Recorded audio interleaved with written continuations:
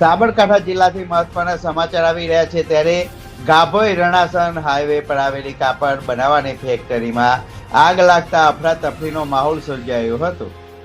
BMD private limited નામની કંપનીમાં આગ લાગી હતી. આગ લાગતા આકાશમાં આગના ગોટે ગોટા વળ્યા હતા. હિંમતનગર મોડાસા ફાયર બ્રિગેડને જાણ કરવામાં આવી હતી. 1 કલાકથી ભીષણ આગ યથાવત જોવા મળી હતી. શોર્ટ સર્કિટના કારણે આગ લાગ્યાનું પ્રાથમિક અનુમાન સેવાઈ રહ્યું છે ત્યારે ગાડીના સીટ કવર માટે વપરાતું લાકડા બનાવવાની ફેક્ટરીમાં ભીષણ આગ લાગી હતી. ગાભોઈ રણાસણ હાઈવે પર આવેલી કાપડ બનાવવાની ફેક્ટરીમાં આગ લાગી હતી. BMD પ્રાઇવેટ લિમિટેડ નામની કંપનીમાં આગ લાગી હતી.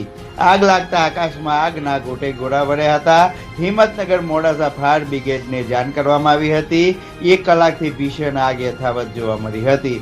શોર્ટ સર્કિટના કારણે આગ લાગ્યાનું અનુમાન સેવાઈ રહ્યું છે ત્યારે ગાડીના સીટ કવર માટે વપરાતું કાપડ બનાવવાની ફેક્ટરીમાં ભીષણ આગ લાગી હતી.